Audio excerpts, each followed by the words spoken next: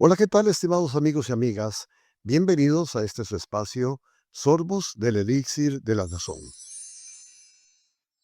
Continuamos conversando sobre familias numéricas y hoy vamos a visitar a unos primos extravagantes. Nada mejor que iniciarlo con un pensamiento del matemático alemán Georg Cantor, que dice: la esencia de las matemáticas reside en su libertad.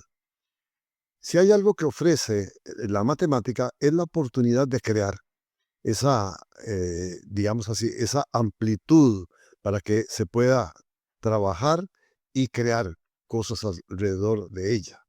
Pues bien, existen ciertos comportamientos numéricos que, creados, digamos así, que aunque su estudio pueda no tener mayores implicaciones en la ciencia, en la tecnología o en el quehacer diario, su análisis entretiene la mente de los estudiosos de las matemáticas.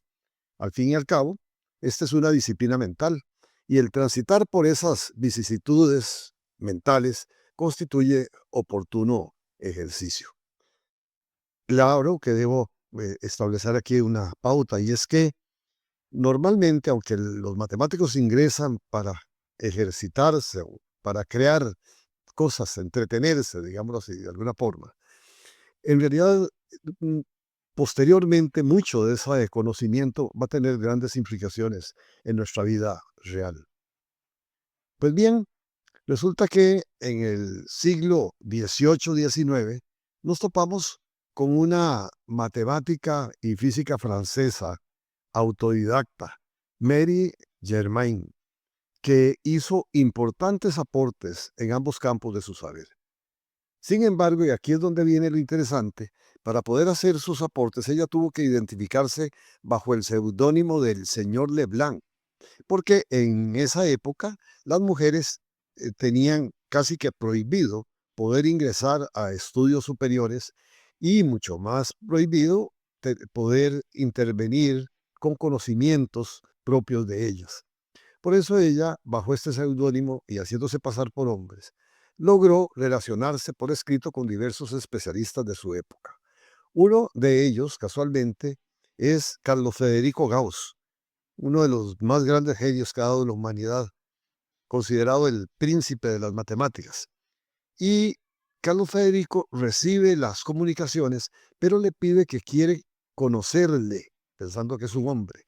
Y cuando ella llega a la reunión, Carlos Federico queda muy impresionado y le escribe una nota preciosa que dice: pero ¿cómo describirte mi admiración y asombro al ver que mi estimado corresponsal, el señor Leblanc, se metamorfosea en este personaje ilustre que me ofrece un ejemplo tan brillante que sería difícil de creer? ¿Qué fue lo que ofreció Mary Sophie Germain? Bueno, si ustedes revisan la siguiente familia, la siguiente secuencia numérica 2, 3, 5, 11, 23, 29, y les pregunto qué observan que tienen en común estos números, probablemente que me van a decir que todos son números primos. Y es cierto, todos ellos son números primos. Pero, cosa importante, es que ahí no están todos los números primos. Por ejemplo, el 7, el 13, el 17 no están formando parte de esa familia. ¿A qué se debe? Bueno, veamos qué fue lo que planteó Sophie Germain. Bueno, ella empezó a darse cuenta que al multiplicar por 2 y adicionar uno a ciertos números primos, estos daban como resultado un número primo. Y entonces ella denominó a esos números que multiplicados por 2 y adicionándole uno me llevaban a un primo, a esos números los llamó casualmente los primos de Sophie Germain. Por ejemplo, vean el caso del 2. Yo tomo el 2, lo multiplico por 2, le agrego 1, me da 5 y 5 es un número primo. Tomo el 3, lo multiplico por 2, le sumo 1, me da 7, que es un número primo. Tomo el 11, lo multiplico por 2, le sumo 1, me da 23, que es un número primo. Entonces, el 2, el 3 y el 11, que me llevan a obtener como resultado números primos al multiplicar por 2 y adicionar 1, esos números es a los que casualmente Sophie Germain llama números primos de Sophie Germain. Y muy bien, por ejemplo, el caso del 53, tenemos que 2 por 53 aumentado en 1 da 107, que es también un número primo. Esos son los famosos números primos de Sophie Germain. Pues bien, evidentemente, como lo dije, hay primos que no cumplen con dicha forma y por lo tanto están fuera de esta familia numérica. Veamos, por ejemplo, el caso del 7. Yo tomo 7, lo multiplico por 2 y le sumo 1 y me da 15, que es un número compuesto. Entonces 7 no está dentro de la familia. El 13 tampoco. ¿Por qué? Porque yo multiplico 12 por 13, 26, le sumo 1 y me lleva a 27, que es un número compuesto. Números que tienen más de 2 divisores. El 17 tampoco, porque 2 por 17 aumentado en 1 da 35, que es un número compuesto. En este caso, muy fácil de reconocer porque como termina en 5, es múltiplo de 5, de 7, de 1 y de 35. Lo mismo que los números primos, esta secuencia numérica tiene aplicaciones en criptografía simétrica. Por eso le digo, Sophie los crea y de pronto van a tener implicaciones en aspectos prácticos y en ciertas pruebas de primabilidad, que es un término que se utiliza en matemática para ciertas acciones de comprobación. Pues bien, ese es un caso interesante. Otra propuesta, también llamativa, surgida de la mente de un sacerdote, matemático y filósofo francés del siglo XVI, es la familia de los números primos Mersenne o Mersenne. Estos números primos resultan de elevar 2 a un exponente primo y restarle 1. Pero a diferencia de los de Sophie Germain, acá es el resultado el que forma o no parte de la familia.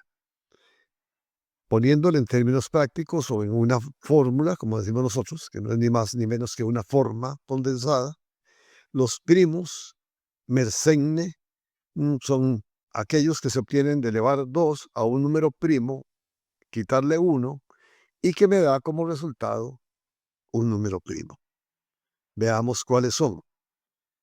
En este cuadro voy a poner los exponentes. Vamos a elevar 2 a la 2 a la 3, así hasta la 10. Vamos a hablar de los primeros 10 opciones. Y le vamos entonces a restar 1 a la potencia. Entonces tenemos 2 a la 2 menos 1, 2 a la 3 menos 1 y así progresivamente hasta 2 a la 10 menos 1. Esto nos va a dar como resultado lo siguiente. 2 a la 2 es 4 menos 1, 3, que es un primo. 2 a la 3 menos 1 es 7, que también es un número primo. Entonces, 3 y 7 son primos Mersenne o Mersenne. En cambio, yo tengo 2 a la 4 menos 1 me da 15. Ese número no es primo, es compuesto. Luego voy teniendo 31, que sí es primo, 63, que es compuesto, 127, que es primo, y así sucesivamente. Y entonces, aquellos que marcan primo son parte de la familia. 3, 7, 31, 127, y así sucesivamente.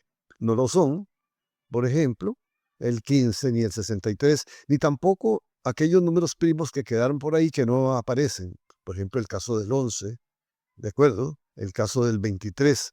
Ninguno de esos, porque no se obtienen como parte de esta estructura de elevar a la 2 y restarle 1. Vean que son comportamientos realmente producto de la mente humana. Los primos Mersenne, entonces serían, vean cómo va a ir aumentando, 3, 7, 31, 127, 8.191, 131.071, 524.287 y el siguiente, ni para qué decir, una enorme cantidad, 214.741.483.647. Esos números son el producto de elevar 2 a las potencias 2, 3, 5, 7, 13, 17, 19 y 31. y restarles 1. Vean ustedes entonces cómo estos 2 matemáticos, Sophie Germain y Marie Mersenne, produjeron con su mente brillantes aportes que alimentaron el conocimiento, llenando nuestras vidas de muy lindas inquietudes. Pues bien, los primos de Sophie Germain serían aquellos primos que multiplicados por 2 y aumentados de 1 me llevan a un primo. Entonces tenemos al 2, al 3, al 5, al 23 y así progresivamente. En cambio, los primos de Mersenne o de Mersenne serían aquellos que se obtienen de elevar 2 a un primo, restarle 1 y que me dé como resultado un número primo. ¿Cuáles son? Vean ustedes que en estos primeros 8 se ve la gran diferencia que hay entre un concepto y el otro. Acá solo van a tener en común hasta el momento el número 3. Bueno, casualmente dice aquí, quien abraza lo extravagante convierte el ordinario en un espectáculo.